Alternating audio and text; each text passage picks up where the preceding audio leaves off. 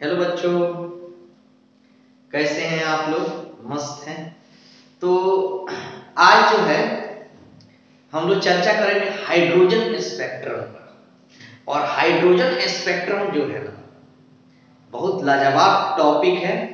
और इस टॉपिक को हम लोग ऐसे देखेंगे कि लास्ट वीडियो के एंड में आप लोगों को एक टॉपिक बता के जाएंगे जो बोर्ड एग्जाम में कहीं ना कहीं पूछेगा। या तो वह 2 नंबर में पूछे या 5 नंबर में पूछे। तो चलिए हम लोग हाइड्रोजन स्पेक्ट्रम जो है उसके बारे में हम लोग चर्चा करें। तो इसके बारे में जानने के लिए हम सबसे पहले चर्चा करेंगे बोर के बारे में। अब देखो, हमारा आज का जो टॉपिक है वो क्या है? Hydrogen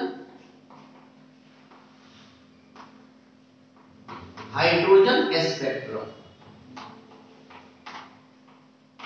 hydrogen spectrum. अब देखिए हाइड्रोजन स्पेक्ट्रम है क्या? अब इस पर थोड़ा ब्रेक लगाते हैं। हाइड्रोजन स्पेक्ट्रम है क्या, इस पर थोड़ी सी बात करेंगे, लेकिन थोड़ी सी बात रुक के एक काम करते हैं। हम कर रहे हैं atomic hydrogen spectrum. Hydrogen spectrum. चलिए एटॉमिक स्पेक्ट्रम के बारे में छोटी छोटी बात हम पहले बता देते हैं। हाइड्रोजन स्पेक्ट्रम पर आएंगे ही, चिंता करने की बात नहीं है। परमाणु स्पेक्ट्रम के बारे में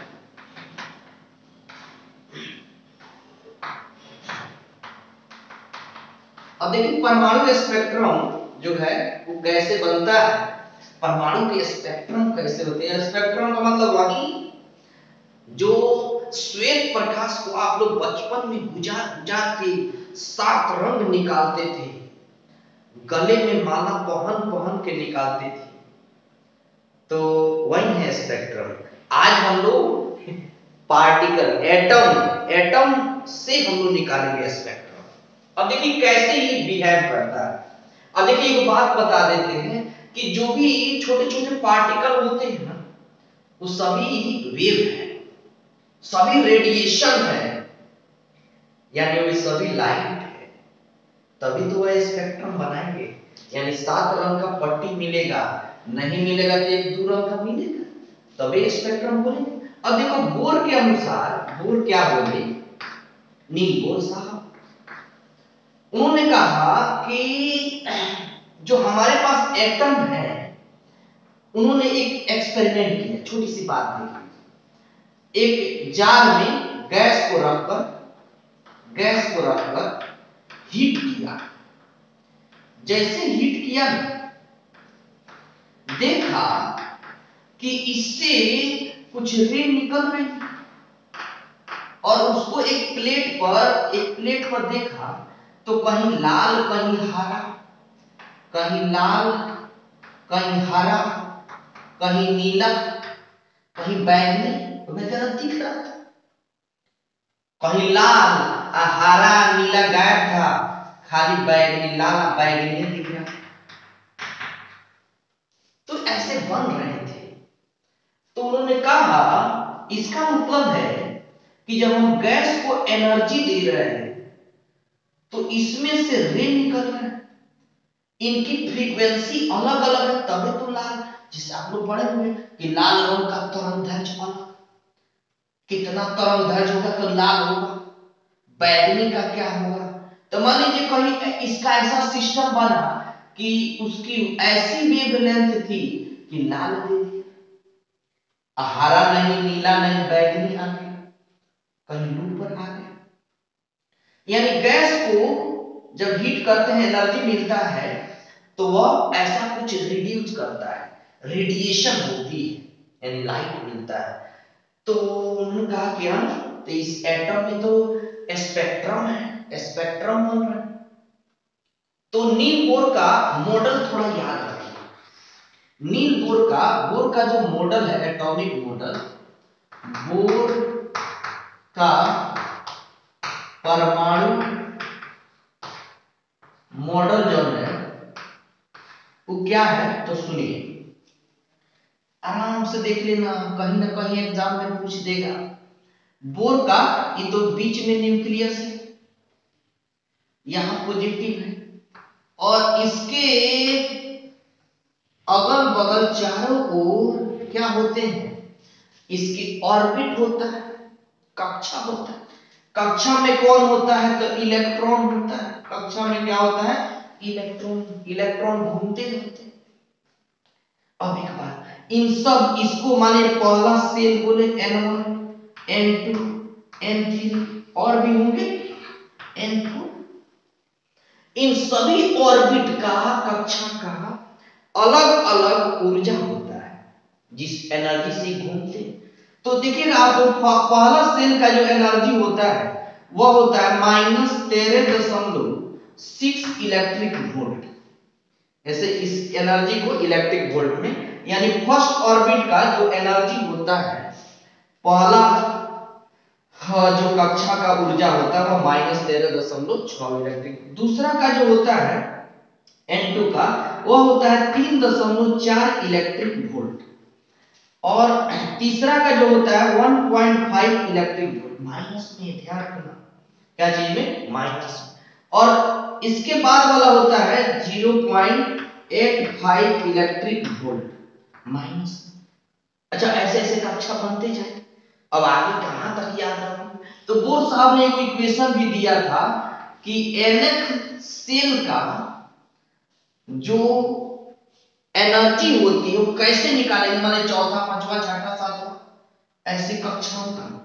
तो nth सेल का, तो उसके लिए उन्होंने बोला था -13.6 गुने Z² बटा N², यानी nth ऑर्बिट का जो एनर्जी होता है वो होता है -13.6 गुने Z²। Z का मतलब एटॉमिक नंबर, और बाटा N², तक काउंट सेल का चाहिए, किस कक्षा की, कक्षा की संख्या, कक्षा की संख्या, परमाणु संख्या, परमाणु क्रमांक कहां पे है। जैसे हाइड्रोजन तो जेड लेंगे 1, ऐसे हाइड्रोजन के बारे में जानना है, हाइड्रोजन स्पेक्ट्रम के बारे, तो हर एक जगह जेड क्या होगा, हमारे लिए अभी एक ही होगा, n का मान चेंज होगा। अब देखिए, अलग अलग ऑर्बिट का अलग अलग एनर्जी है। अगर हम इसको हीट करते हैं, अगर हम इसको हीट करते हैं, अगर हम इसको हीट करते हैं, तो ये एनर्जी जो इतना है, इसका एनर्जी बढ़ेगा। अब बढ़ेगा तो ये अपना ऑर्बिट से अगले ऑर्बिट में कूदेगा, जाएगा, आगे बढ़ेगा। तो एनर्जी दिए, एनर्जी लिया, और यह चलाया इस ऑर्बिट में। अब इस ऑर्बिट से कहां जाएगा, तो इस ऑर्बिट को तक पहुंचाने के लिए हमने एनर्जी दिया, उसके बाद वह नहीं जाएगा, तो होगा क्या कि वहां से वह फिर बैक होगा, फिर वह रिटर्न आएगा, फिर अपने ही ऑर्बिट में आ जाएगा। यहां भी आ सकता है, तीसरे ऑर्बिट में भी, दूसरे में भी, या फिर अपने में भी। तो जब लौटेगा तो वो एनर्जी को त्यागेगा, एनर्जी यहां से रिड्यूस होंगी, बाहर निकलेंगे, वही तो एनर्जी यहां आता है।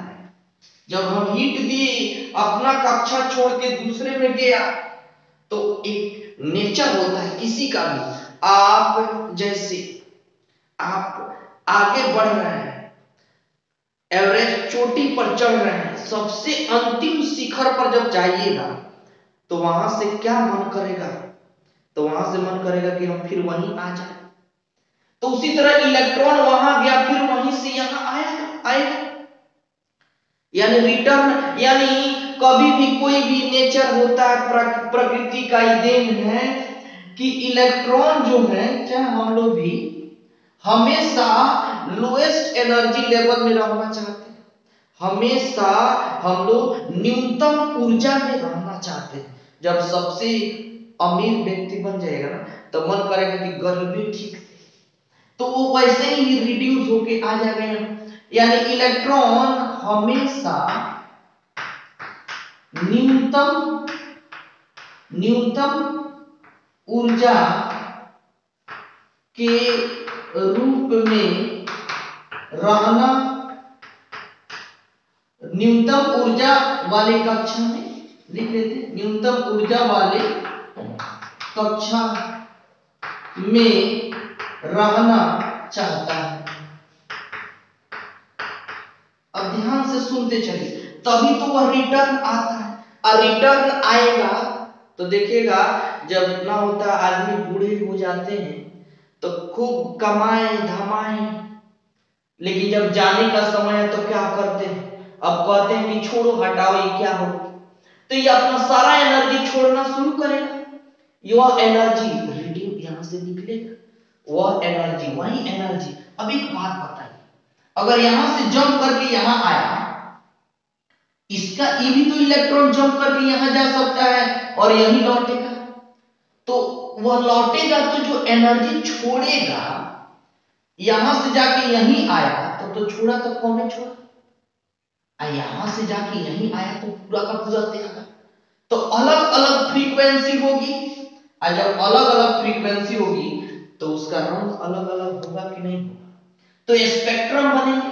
कहीं तीसरे में से चौथे में जाके फिर लौट आए तो इसकी एनर्जी अलग रिड्यूस होगी, कम ज्यादा कुछ होगा, जिसके कारण कहीं लाल कहीं हरा गायब हो गया, कहीं नीला, तो स्पेक्ट्रम ही बनता है। यानी बोर साहब ऐसे हमको समझाए कि हाइड्रोजन स्पेक्ट्रम बनने का जो है कारण यही है कि एनर्जी देते हैं तो क्या होता है, वह यहां से उछल के दूसरे में जाता है, वहां से फिर बैक होता है तो ऊर्जा छोड़ता है। अब बात देखिए, जैसे मान लेते हम लोग से क्वेश्चन करें, हाइड्रोजन स्पेक्ट्रम पर आ ही रहे हैं, आप लोग ध्यान से देखते चलिए। अगर हम बात करते हैं, मिटा दें,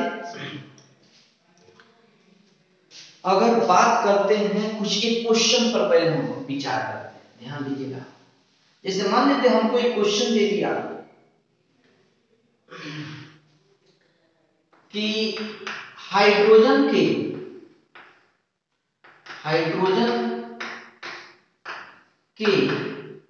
इलेक्ट्रॉन कक्षा N2 से N1 में प्रवेश करता है, तो उसके द्वारा उत्सर्जित ऊर्जा पूछ दिया, दूसरा पूछ दिया उसकी तरंगदैर्घ्य, उत्सर्जित प्रकाश की तरंगदैर्घ्य, उत्सर्जित प्रकाश का तरंगदैर्घ्य। दो चीज पूछा है, यानी हमसे पूछा है लैम्डा, और क्या पूछा है, उत्सर्जित एनर्जी का मतलब E। दो चीज पूछा है, चलिए काम करना शुरू करते हैं। अब देखिए हमको एनर्जी निकाल, एक बात देखिए पूछ रहे हैं, यहां से चल के यहां आया तो उत्सर्जित कब होता है, जब यह बैक हो, यानी एनर्जी का डिफरेंस कितना का होगा, तो यहां एनर्जी इस एनर्जी में से ई वाला एनर्जी को घटा दें, या यहां से चल के हम यहां आए तो ई वाला एनर्जी में से ई वाला एनर्जी घटा दे तो पता चल जाएगा कितना एनर्जी गैप हुआ। तो वही हम पूछ रहा है डेल्टा ई और लैम्डा, उसकी फ्रीक्वेंसी कितनी थी कि यही यहां से चल के यहीं रुक गया। तो चलिए काम करना शुरू करते हैं। तो हम कैसे निकालेंगे एनर्जी, अगर निकालना होगा डेल्टा ई का मान, तो डेल्टा ई बराबर हम क्या लिखेंगे, En2 माइनस En1, लास्ट वाला को 2 बोल देते हैं, पहले वाले को N1 बोल देते हैं। अगर घटा दे तो डेल्टा ई निकल जाए, चलिए ठीक है, तो delta E equal to N2 निकालेंगे। तो हम कैसे निकालेंगे, तो इस एनर्जी का अब इस फॉर्मूला लिखे थे बोर्ड के अनुसार, कितना -13.6 गुने जेड स्क्वायर बटा N2 का स्क्वायर माइनस इसका क्या लिखेंगे -13.6 जेड स्क्वायर बटा N1 का स्क्वायर। तो डेल्टा ई का मान हो गया क्या, दोनों में कॉमन है -13.6, जेड तो एक ही है, हाइड्रोजन का एटॉमिक नंबर एक, तो एक रहने देते हैं, 1 बटा n दूसरा में से, मान लीजिए N2 कहा गया, N2 का मान लेते हैं यहां थोड़ा सा, n का मान 2 से n का मान क्या लिया है 1, यानी 2 से 1 में आ, तो n की जगह 2 का स्क्वायर 4 माइनस 1 बटा 1 का स्क्वायर 1, तो ये कितना हो गया, डेल्टा ई बराबर -13.64 माइनस, इसमें गुना कीजिए तो ये प्लस हो जाएगा, माइनस माइनस ये तो प्लस है, माइनस माइनस क्या है प्लस है, ये माइनस अप्लाई करेंगे तो क्या हो जाएगा, ई माइनस तो माइनस हो जाएगा 13.6, ठीक है। तो ये कितना आ गया डेल्टा ई का मान, यहां मिला लीजिए एक बार, माइनस माइनस हमारा क्या हो गया प्लस, -13.6 बटा 2 का स्क्वायर कितना हो गया 4, माइनस माइनस प्लस 13.6 और 1 का स्क्वायर, चलिए इसमें डिवाइड कर दीजिए, तो ये कितना हो जाएगा डेल्टा ई इक्वल टू 4 तिहाई 12 और 4 चौका 16 प्लस 13.6, तो डेल्टा ई का मान कितना आ जाएगा 10.2 इलेक्ट्रिक वोल्ट, 10.2 इलेक्ट्रिक वोल्ट, ठीक। ये तो डेल्टा ई आ गया, कितना एनर्जी उत्सर्जित की। अच्छा, अगर बात करें अब लैम्डा, तो लैम्डा भी हम लोग निकाल लेंगे, कैसे निकालेंगे, तो देखिए लैम्डा हम निकाल लें, लैम्डा तो एनर्जी का फॉर्मूला होता है hc बाई लैम्डा, जो एनर्जी हमको मिलता है वो होता है hc by lambda.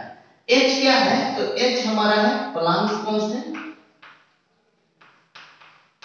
Constant,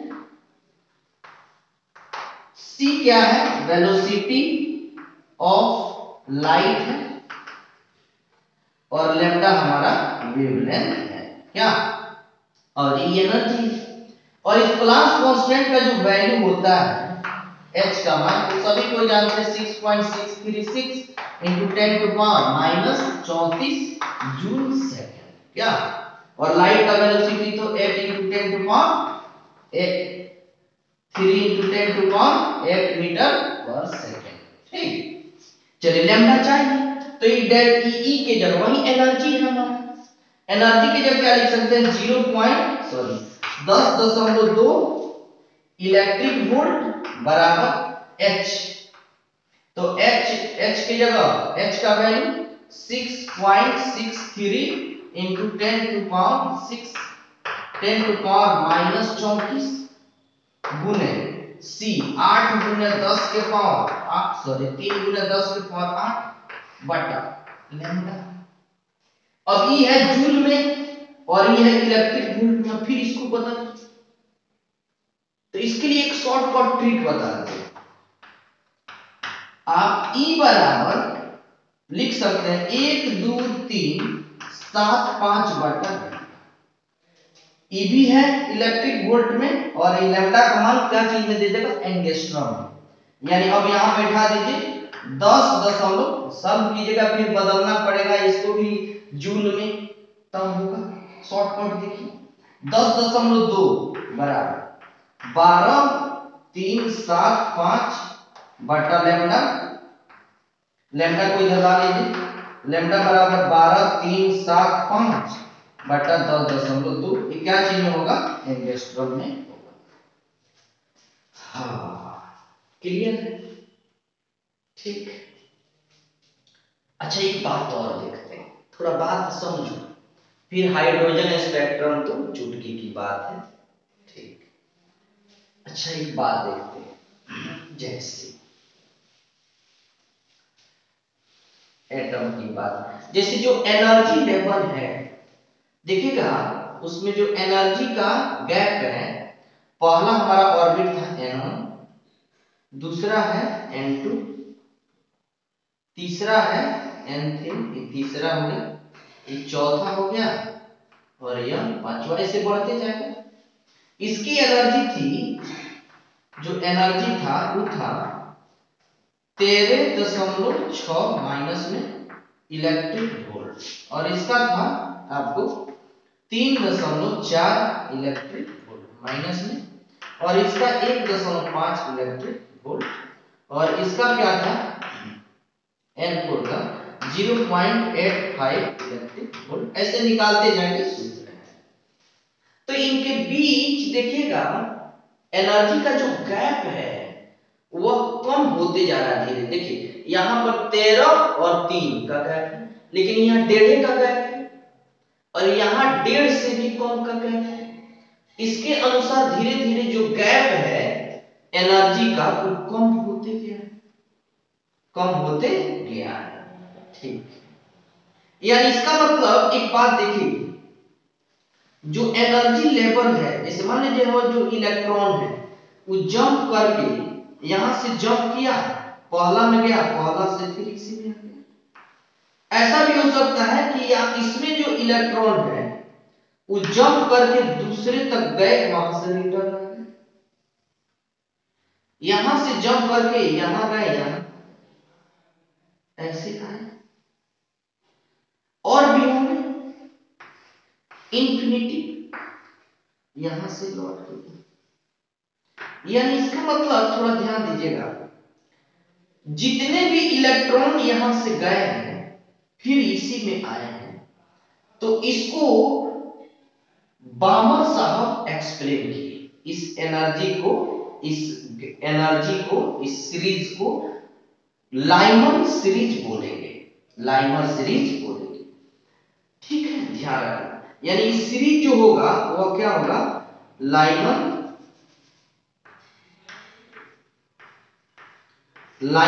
series कहलाएगा, श्रेणी कहलाएगा। ठीक है। अच्छा, अब इसकी एनर्जी हम कैसे निकालेंगे? ठीक है, इस पर काम कर रहे हैं। चलिए हम कैसे निकालेंगे, अगर इसकी एनर्जी निकालना है, चाहे यहां से जंप करके यहां आया, तो एक बात देखिए, यहां पे थोड़ी सी डेरिवेशन कर रहे हैं, आराम से देखना, फिर हाइड्रोजन स्पेक्ट्रम जो है, जैसे हमको जो एनर्जी मिला है E, वो कैसे निकाले हैं, En2 minus En1, En2 minus En1।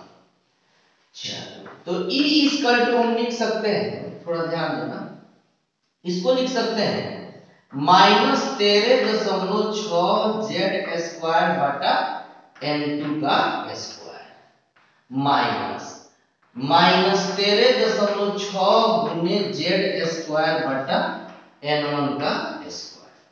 अच्छा, इस H एनर्जी को हम लिख सकते हैं Hc by lambda, Hc by lambda. ठीक है। अच्छा, इसमें से जो कॉमन लेने वाला है ले लीजिए, -13.6 Z स्क्वायर तो दोनों में है, इसमें आ गया 1 बटा Ne square, N2 square, minus minus ही प्लस है। ठीक, तो ये प्लस ले लेते हैं 1 बटा N1 का स्क्वायर। ठीक है, ध्यान दीजिए, इसमें से हम क्या कॉमन ले लिए हैं, तो ये माइनस माइनस हमारा प्लस हो गया है, ध्यान दीजिएगा, -13.6 Z स्क्वायर बटा N2 का स्क्वायर, माइनस माइनस क्या हो गया प्लस, 13.6 गुने Z स्क्वायर बटा N1 स्क्वायर। हम कॉमन कर रहे हैं Hc बाई लैम्डा, यहाँ है -13.6 जेड स्क्वायर, तो यहाँ माइनस तो है कॉमन हो गया तो ये प्लस हो जाएगा 1/n2 का स्क्वायर, आई क्या हो जाएगा माइनस हो जाएगा 1/n1 स्क्वायर। ठीक है, अच्छा एक काम करते हैं, इसमें हम डिवाइड कर देते हैं दोनों तरफ, हमको लैम्डा चाहिए वेवलेंथ, तो hc बाई लैम्डा, इसमें भी उतना ही से गुना करो उतना ही से डिवाइड करो, जेड स्क्वायर बटा hc गुने hc, 1/n2 का स्क्वायर माइनस 1/n1 का स्क्वायर। ठीक है, तो hc से hc कट गया, यहां बच गया 1/लैम्डा इक्वल टू -13.6 जेड स्क्वायर बटा hc, इधर हो गया क्या 1/n2 का स्क्वायर माइनस 1/n1 का स्क्वायर। ठीक है, क्लियर। अब एक काम करते हैं और देखिएगा यहां पे ई तो कांस्टेंट है, ये तो कांस्टेंट है, तो ये जो कांस्टेंट है वह रिडबर्ग साहब ने इसका एक ई कांस्टेंट दिया, तो रिडबर्ग कांस्टेंट हो गया ये हमारा, चलिए इधर लिखा है, हमको क्या मिल गया 1/लैम्डा इक्वल टू, इसको हम बोलते हैं Rydberg constant, r Z square 1/ minus में, माइनस तो है माइनस में 1/n2 स्क्वायर माइनस 1/n1 का स्क्वायर। ठीक है, चलिए माइनस अप्लाई कर दे तो 1/लैम्डा equal to r Z square 1/n1 का स्क्वायर माइनस 1/n2 का स्क्वायर, n1 का स्क्वायर माइनस 1/n2 का स्क्वायर। ठीक है, अच्छा तो जेड अगर हाइड्रोजन के लिए काम करें, फॉर हाइड्रोजन, तो जेड का मान तो 1 होगा, तो 1/लैम्डा इक्वल टू हो जाएगा r 1/n1 square minus 1/n2 का स्क्वायर। ठीक है, 1/n1 स्क्वायर माइनस 1/n2, यह वेवलेंथ निकालने का एक फॉर्मूला है कि अगर कोई इलेक्ट्रॉन जंप करके किसी ऑर्बिट में जाता है तो उसकी एनर्जी जो होगी वह कैसी होगी, वेवलेंथ कैसे निकलेगा, तो एक सटीक फॉर्मूला है रिडबर्ग कांस्टेंट है, क्या हो गया रिडबर्ग कांस्टेंट, इसकी मान जो होती है वह 1.09 × 10⁻⁻7 मीटर इनवर्स। ठीक है, ऐसे मान होती है, याद रखने की आवश्यकता नहीं है, आपको याद रखेगा इतना, इसको याद रखना 1/r इक्वल टू 911 एंगस्ट्रॉम, ऐसे याद रखना 1/r का मान कितना होगा 911 एंगस्ट्रॉम। ठीक है, तो इतना याद रख, यानी लैम्डा का मान ई होगा। जैसे देखिए क्वेश्चन हम करते हैं, देखिए मान लेते हैं इसकी वेवलेंथ क्या होगी, हाइड्रोजन स्पेक्ट्रम है, इलेक्ट्रॉन जंप करके दूसरे में गया और दूसरा से रिटर्न आ गया पहला, तो लैम्डा का मान क्या होगा। ठीक है, इधर क्लियर है, ठीक है, जो कॉमन किए हैं। चलिए यहां पर हम क्या कर रहे हैं, थोड़ा यहां पर इसकी एनर्जी निकालना है, तो कैसे निकालेंगे 1/एनर्जी ने वेवलेंथ r 1/n1 का स्क्वायर माइनस 1/n2 का स्क्वायर, तो 1/लैम्डा इक्वल टू r का मान तो हम नहीं जानते हैं, 1/r का मान जानते हैं, तो जेड स्क्वायर, जेड तो वही हाइड्रोजन के लिए है, 1/1 का स्क्वायर माइनस 1/2 का स्क्वायर का मतलब 4। ठीक है, 1 का स्क्वायर 1, तो ये हमारा हो गया 1/लैम्डा इक्वल टू r, यह हो गया 4 में से 1 गया 3, यानी हमको लैम्डा चाहिए तो इसको इधर ला देते हैं, यानी लैम्डा बराबर हो जाएगा ना 4/3 1/r। अब बताइए तो लैम्डा का मान 4/3 और 1/r। r का मान कितना है? 1/r का मान 911। गुना कर दीजिए, कितना आ जाएगा हमारा?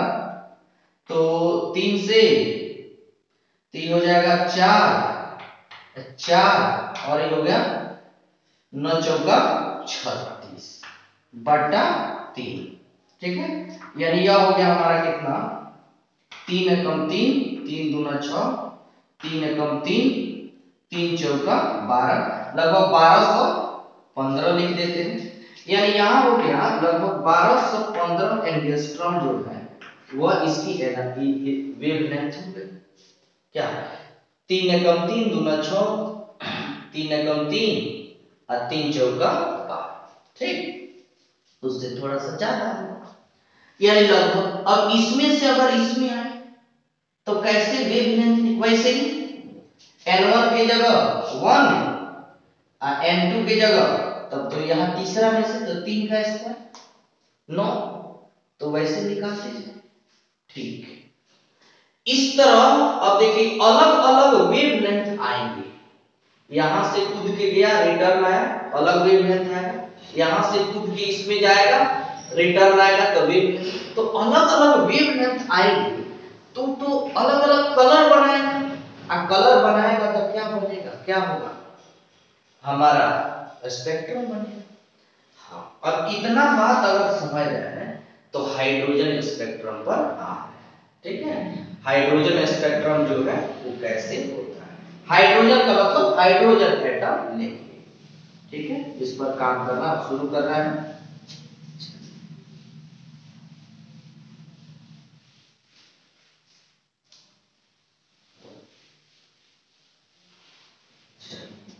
हाइड्रोजन स्पेक्ट्रम देखिएगा, हाइड्रोजन स्पेक्ट्रम बना है।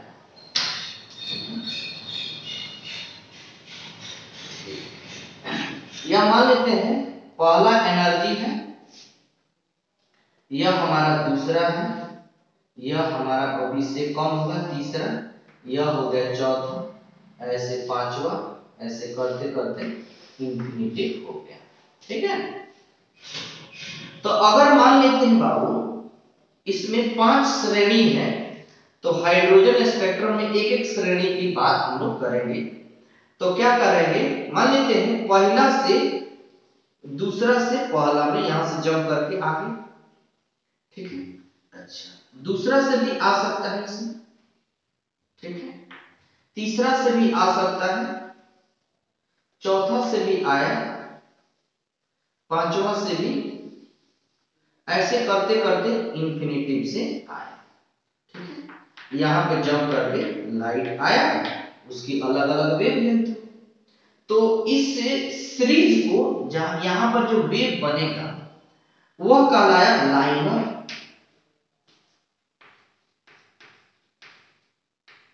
लाइनर श्रेणी।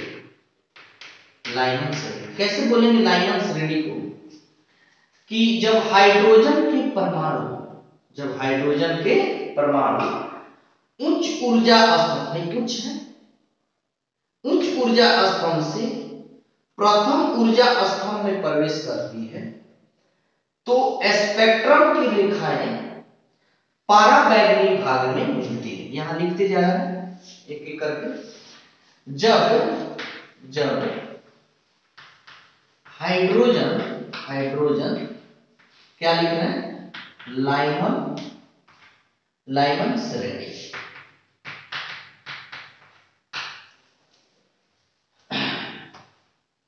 जब हाइड्रोजन के परमाणु,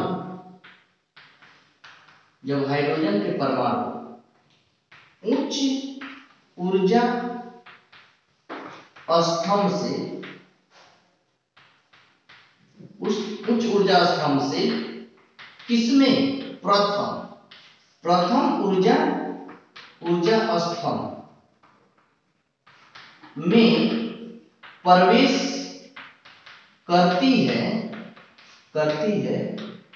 तो स्पेक्ट्रम की रेखाएं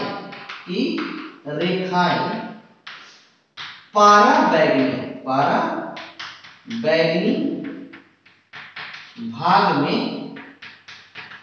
में प्राप्त होती है उसे लाइमन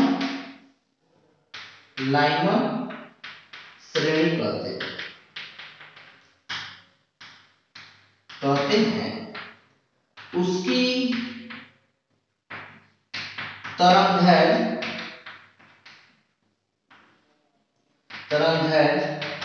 का समीकरण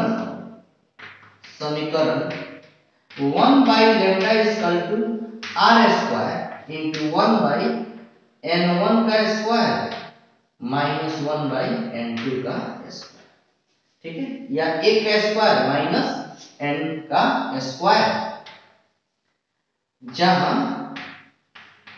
n बराबर 2 3 4, ठीक है। अब देखिए बात क्या है, वही लिखे हैं कि जब हाइड्रोजन के परमाणु उच्च ऊर्जा स्तंभ से प्रथम ऊर्जा स्तंभ में प्रवेश करेगी तो कहां पर मिलेगी, तो पाराबैंगनी भाग में प्राप्त होती है। अच्छा, इसकी तरंगदैर्घ्य का समीकरण ये तो अभी निकाले थे, क्या होगा बताइए, तो r square 1 by lambda is equal to r into 1 by 1 का स्क्वायर, 1 क्यों नहीं है, क्योंकि n1 तो 1 के होगा, माइनस 1 by n2 का स्क्वायर, n स्क्वायर, जहां n का मान 2। अच्छा, यहां अगर मान लेते हैं यहां आया, मान लीजिए इस एनर्जी गैप में से n1 है, n2, n3, n4, n5 ऐसे, तीसरा में से दूसरा में आया, तीसरा में चौथा में से दूसरा में आया, यहां से जंप कर किया, यहां से जंप किया और यहां पहुंचा, फिर रिड्यूस हो यहां आ गया, ऐसे ऐसे करते करते अनंत से आ गया, तो इसको बोलते हैं बामर श्रेणी।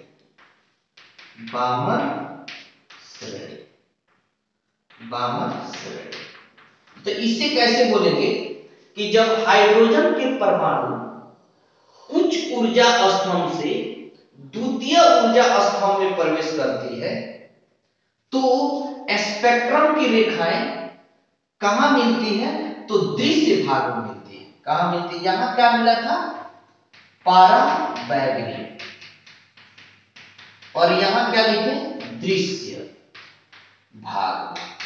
अच्छा, इसकी अगर इक्वेशन लिखना होगा वेवलेंथ का, तो 1 by lambda is equal to r into 1 by, अभी तो 2 है तो 2 का स्क्वायर माइनस 1 by n का स्क्वायर, जहां n का मान अब कहां से स्टार्ट होगा, 3 से। देखिएगा यहां पे n का मान कहां से स्टार्ट था, 2 से, इसमें n का मान कहां से स्टार्ट होगा, जहां n बराबर 3 4 5 ऐसे लेंगे, छठा सातवां।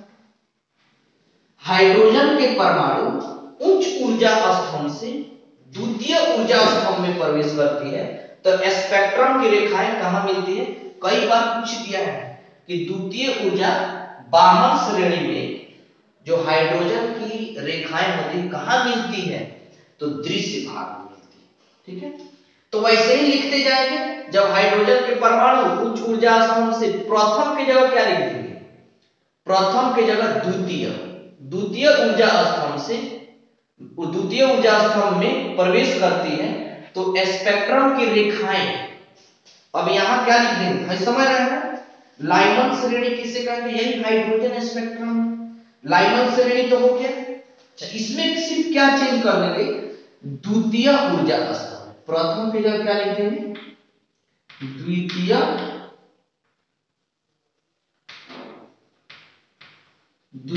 ऊर्जा स्तंभ में प्रवेश करती है तो स्पेक्ट्रम की रेखाएं दृश्य भाग में प्राप्त होती है तो उसे बामर श्रेणी कहते हैं, बामर श्रेणी कहते हैं, ठीक है। और उसकी तरंगदैर्घ्य का समीकरण यहाँ 1 की जगह क्या लिखेंगे, 2, यहाँ स्टार्टिंग कहां से होगा, 3 4 5 से, ठीक है। अच्छा, अब आ जाते हैं यहाँ। अगर मान लीजिए यहां से जंप करके इसमें आए, यहां आए, उच्च ऊर्जा स्तंभ से तृतीय ऊर्जा स्तंभ में आए, तो यहां किस इसका अगर इक्वेशन लिखना हो तो आराम से लिख देंगे। 1 by lambda equal to R square, 1 by कितना का स्क्वायर, 3 है तो 3 का स्क्वायर माइनस 1 बाई n का स्क्वायर। अब n का मान क्या लेंगे, n का मान 4 5 6। और इसमें कहा, इस भाग को क्या बोलते हैं हम, तो इसको बोलते हैं हम अवरक्त, अवरक्त भाग। सुनिए क्या लिखेंगे कि जब हाइड्रोजन के परमाणु उच्च ऊर्जा स्तंभ से तृतीय ऊर्जा स्तंभ में प्रवेश करती है तो स्पेक्ट्रम की रेखाएं अवरक्त भाग में मिलती है। उसकी तरंगदैर्घ्य का समीकरण इतना होता है। तो यहां सिर्फ क्या बना देंगे, द्वितीय की जगह हम तृतीय लिखते हैं। तृतीय स्तंभ में प्रवेश करती है तो स्पेक्ट्रम की रेखाएं अवरक्त, अवरक्त भाग में प्राप्त होती है। उसे क्या कहेंगे, उसे क्या कहेंगे, तो इस श्रेणी को बोलते हैं पाश्चम, पाश्चम श्रेणी, पाश्चम श्रेणी। ये हो गया लाइमन, लाइमन, बामन, पाश्चम। अच्छा, तो क्लियर, यहां सिर्फ चेंज कर देंगे, यहां लिख भी दिए हैं वेव का समीकरण क्या होता है। अच्छा, कभी ऐसा भी हो सकता है पंचम से यहां आया, यहां पर, तो इसको बोलते हैं ब्रैकेट, ब्रैकेट, ब्रैकेट श्रेणी। इसको कैसे बोलेंगे तो ध्यान रखना कि जब हाइड्रोजन के परमाणु, अच्छा इसके पहले इक्वेशन बताइए ब्रैकेट का, तो 1 by lambda equal to R into 1 by, यहां 3, यहां चौथा में तो 4 का square minus 1 by n square. n का मान कुछ भी हो जाएगा 5 6 7। क्या, तो क्या बोलेंगे कि जब हाइड्रोजन के परमाणु उच्च ऊर्जा स्तंभ से, यहां तृतीय की जगह क्या लिखेंगे, चतुर्थ, चतुर्थ ऊर्जा स्तंभ में प्रवेश करती है तो स्पेक्ट्रम की रेखाएं दूर अवरक्त यहां बना देंगे, दूर अवरक्त भाग में प्राप्त होती है, जिसे हम क्या कहते हैं, ब्रैकेट कहते हैं, ब्रैकेट श्रेणी कहते हैं। ठीक है, इसकी तरंगदैर्घ्य का समीकरण 1 by lambda equal to R into 1 by 4 का square minus 1 by n square, जहां n बराबर क्या हो 5 6 7 10। ठीक है, अच्छा एक और बच गया क्या, तो हमारा फुंड, फुंड श्रेणी, जिसको पी फुंड भी बोलते हैं। तो फुंड श्रेणी जब हमारा इस सेम टू सेम, जब हाइड्रोजन के परमाणु उच्च ऊर्जा स्तंभ से पंचम ऊर्जा स्तंभ, पंचम ऊर्जा स्तंभ में प्रवेश करती है तो स्पेक्ट्रम की रेखाएं जो होती है, जो स्पेक्ट्रम होती है वो दूर अवरक्त में ही प्राप्त होती है। ठीक है, सेम टू सेम लिखेंगे कि बस यहां चतुर्थ की जगह क्या लिख देंगे, पंचम, पंचम। जब हाइड्रोजन के परमाणु उच्च ऊर्जा स्तंभ से पंचम ऊर्जा स्तंभ में प्रवेश करती तो स्पेक्ट्रम की रेखाएं दूर अवरक्त भाग में प्राप्त होती है, उसे हम क्या बोलेंगे, फुंड श्रेणी, फुंड श्रेणी, श्रेणी कहते हैं। इसकी इक्वेशन क्या हो जाएगा, 1 by lambda equal to R into 1 by 5 का square minus 1 by n square, जहां n बराबर 6 7 ऐसे क्या। तो एक बार देख लीजिए कैसे बोले, सेम टू सेम है, लाइमन, बामर, पास्चन, ब्रैकेट, फुंड। ठीक है, एक बार यहां हम लोग चर्चा कर लेते हैं कि लाइमन जो है मिटा दें थोड़ा सा।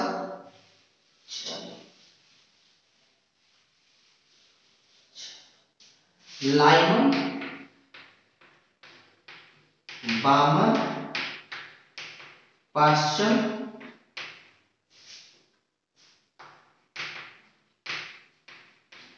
ब्रैकेट, फुंड। लाइमन कहाँ मिलता है? पाराबैंगल, पाराबैंगल। बामन कहाँ मिलता है? दृश्य में, दृश्य भाग, याद रखना एग्जाम में पूछता है।